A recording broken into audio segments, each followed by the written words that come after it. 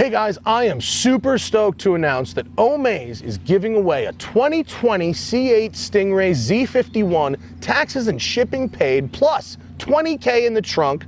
All you gotta do is go to omaze.com/thesmokingtire to enter.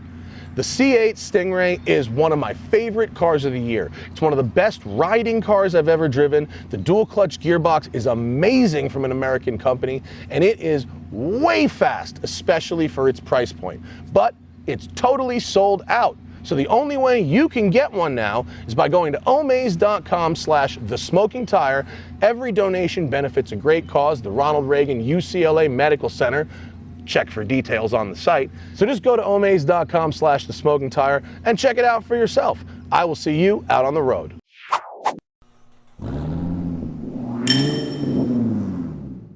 Good morning, everyone. Welcome to a beautiful morning in the canyons, and oh man, what a beautiful car we have to drive today.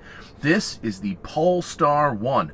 Don't call it a Volvo, because they don't want you to call it a Volvo, but we'll get to why you should probably call it a Volvo at the end of this video. The Polestar One is a car I was supposed to drive back in March.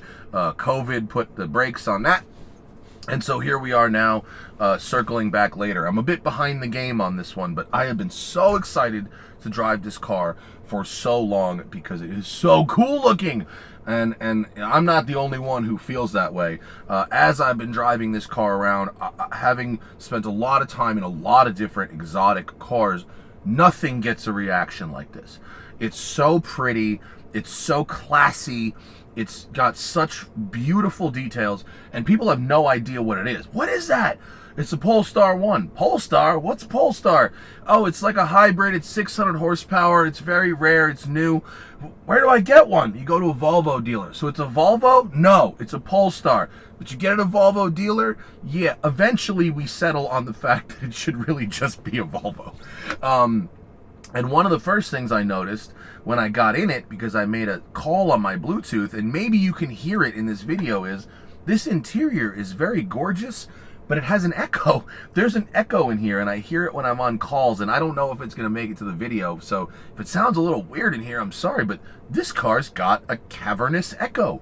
The Polestar One is a very limited edition car. They're only making 500 of them a year for 3 years, okay? And it's much more than just a regular Volvo. Basically, it has a steel floor plan, quote skateboard, right? It then has carbon fiber structure above that with a carbon fiber body. The full body of the car, except for the glass roof, is carbon fiber. Close your eyes for a second and listen to this list of stats. Carbon fiber body bracing, 619 horsepower, 738 pound-feet of torque. Öhlins adjustable shocks, double wishbone front suspension, Akebono 6-piston, 15.7-inch front brakes, 15.4-inch rear brakes, turbocharger, supercharger, 3 electric motors, 275 front, 295 rear tires. Just listening to that sounds like a crazy exotic car. It doesn't sound like a Volvo.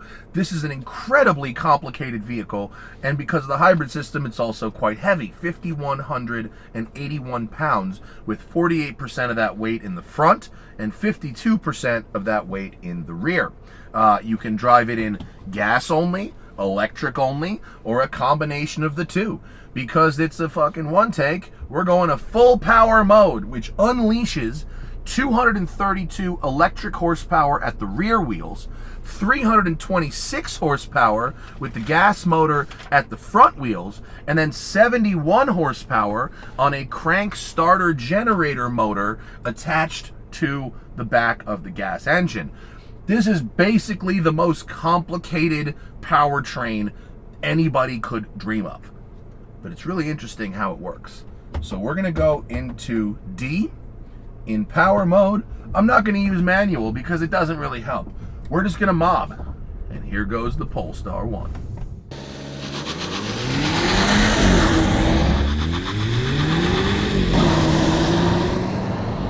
Woohoo! Right away, what do you hear? Not much. The twin-charged 2-liter 4-cylinder engine, whoa, hey, is shared with other vehicles in Volvo's lineup, and it is not a very passionate engine, right? The passion in this vehicle comes from the styling, the construction, and the chassis control. It doesn't necessarily come from the powertrain. Powertrain provides, here's a a very effective method of propulsion, but not a lot of passion. What you do get is up to 75 miles of electric only range, running on the rear wheels only, 232 electric horsepower, rear wheel drive, that'll give you a 75 mile range at up to 99 miles an hour. That's pretty good. Once you are passing 99 miles an hour, then you need the gas engine, right? The electric motors just can't spin that fast. They're not designed to, so they keep making some power, delivering power to the rear wheels beyond the 99 miles an hour, but they can't keep your speed going. So this thing's heavy, 5,180 pounds, but it keeps the weight really low, right? That's the point of the carbon fiber upper bodywork, right? If it's gonna be heavy, at least let's place that weight in an appropriate place so that we can keep the stability where we want it, right? You don't want big weight high up in the car. So the placement of the weight is more important to the stability than the actual number, right? Ooh, look at this grip. We've got P0 Corsas, flat. The numbers climb.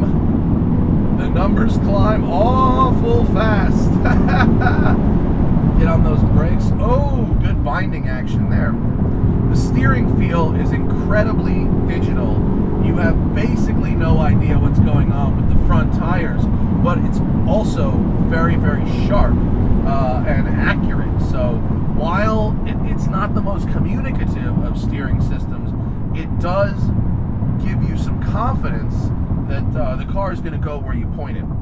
If you disable the lane keeping assist, which is among the most invasive of these systems I've used and will literally rip the wheel out of your hand. It's terrible. It must be turned off. Look at this. Great turning radius. Flat. All 3 electric motors working. You still get, interestingly, some torque steer from the front while the electric motors are pushing you straight from the back.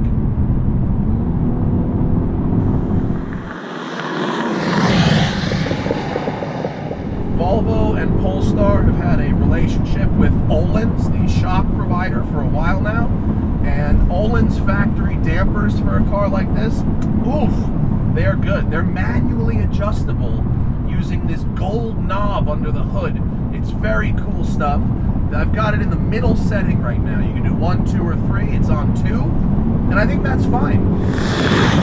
If I was daily driving it, not making videos, I might keep it at soft. But the middle setting is pretty good. They feel like expensive shocks. It feels like a car that's on expensive shocks because of how that damping works. You don't get more than 1 up and down motion per bump. Especially this bend around here to the left, it's going to be real bumpy. So let's see how the Öhlins do here. Look, 1 down, 1 up. This section here, really maintaining that contact patch on the tarmac, and I can actually really feel how much work the suspension is doing underneath the body there. Brakes are very good, and I'm in max regen mode right now. I drive it in full regen because sometimes a little lift is enough to scrub that speed. Woo-hoo-hoo. Man, as a GT car, this thing is super cool. I love the greenhouse. The interior is very familiar if you've driven any of the other Volvos, but the XC90, the higher end Volvos, the interiors are exquisite. Those are not something to complain about. And frankly, this interior, it may not be the most opulent interior for this price point, but compared to something like a Carrera or a high-end BMW. I think the materials, the construction, and the controls are all there. Oh, that's a good yump right there. That over that negative G that happens there, and there's another one that's going to happen right in this bend here. That's a great way to tell if a chassis is sorted. As we go down into the tighter sections of the canyon, that body control is very, very good. Very good. I don't even want to be thinking really about which part of the powertrain the power is coming from. There's so much going on down there that if I even try to like manually shift or watch a tack, or because there's legitimately like two tacks, right? There's like the EV ready one, and then there's the engine one. You got two fuel gauges, two tacks. And so here's a little over negative G. Oh, that was good actually. That really held the grip nicely. Heavy braking, yep. The steering just doesn't talk to you at all. You might as well be playing Forza, but it's really easy to point. What's really good about this is that the suspension is suspending. It's definitely not too stiff, and I can tell that the shocks are really working underneath the body. It's really reducing the motions of the body itself, which is really very nice.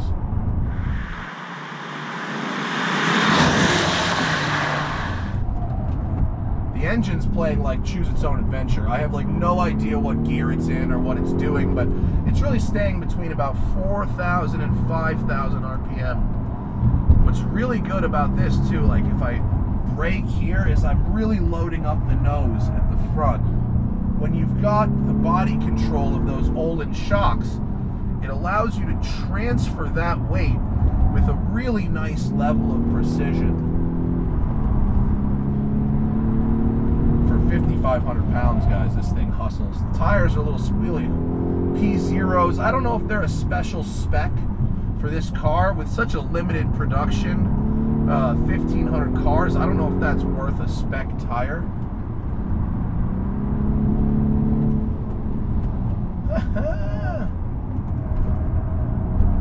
I drove the car in charge mode to the start of this video today so that I would start it with the full 70 miles of EV range.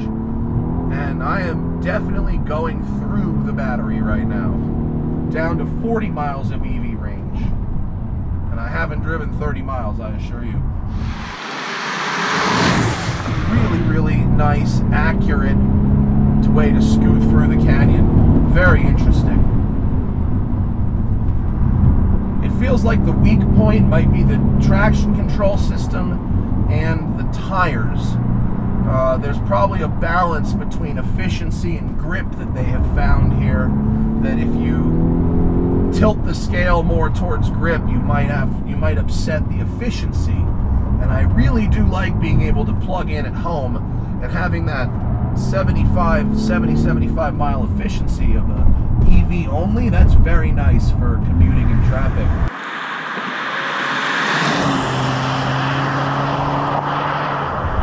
Before today, I put about 180 miles on this car, which is less than I normally drive, but I have two press cars right now, so I'm trying. And in 180 miles, I only used about 1/8 of a tank of gasoline. And that's fantastic. I mean, that's fantastic. That shows the versatility of the gas-electric hybrid platform when you've got a usable amount of EV-only range. These tires are getting real squealy, but they're not losing grip. They're just screaming. So that actually can be good when you're trying to drive and learn where the weight is going. You can listen to those tires.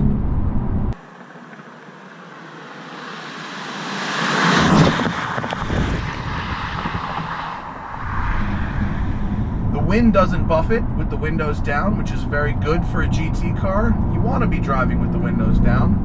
And in fact, one of my favorite things about the car, you notice by looking out the window, the frameless door mirrors are really beautiful. Instead of moving a mirror inside of a housing, the whole housing for the mirror moves together. It's very, very cool. This thing is whipping, guys. It's not that surgical scalpel, right? It's not the 911 GT3, but it's also, oh, birds, they lived. But it's also got a beautiful front-rear balance. It's not pushy. When you huck it through a corner, it goes through that corner in a very balanced way. So it's not like, you know, a nose-heavy Aston Martin or something like that. It's really got its own thing going, and that is cool. People that are into Volvos will love this. Love this. People that are not into Volvos will be absolutely shocked.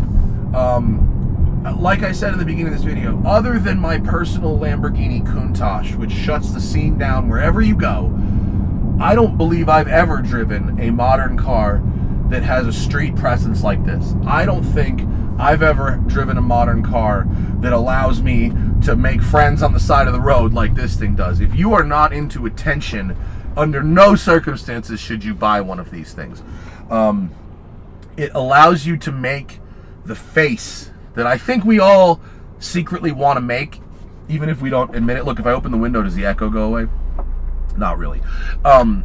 It's that face of, yeah, I've got this thing and you don't, and it's not because I'm rich, it's because I got access, because you can't even get one if you have the money. Like, that's kind of that, like, yes, I really am driving this dope shit face.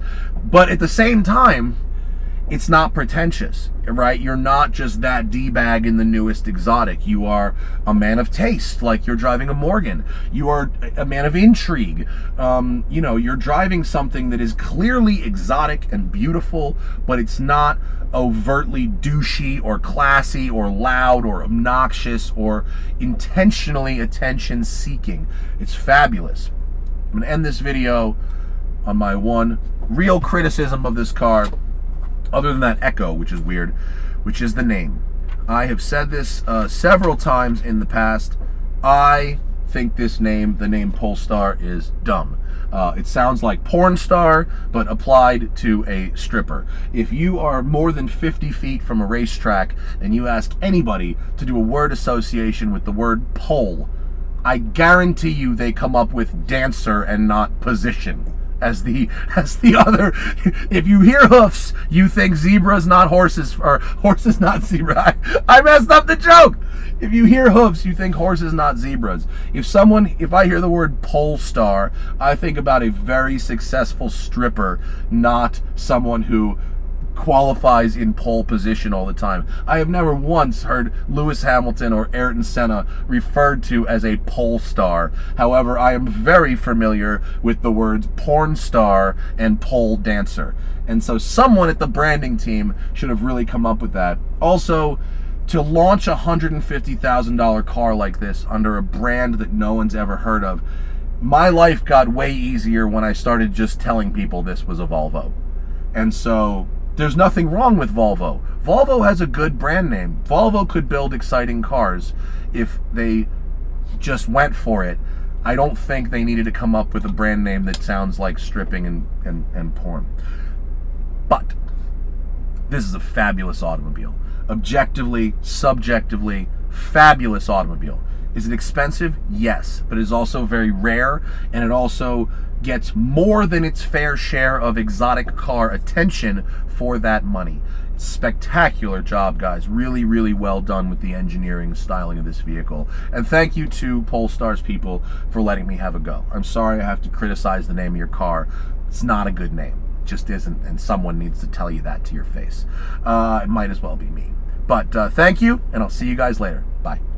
And remember, always fight your tickets. Go to offtherecord.com/TST or use code TST10 on the Off the Record app.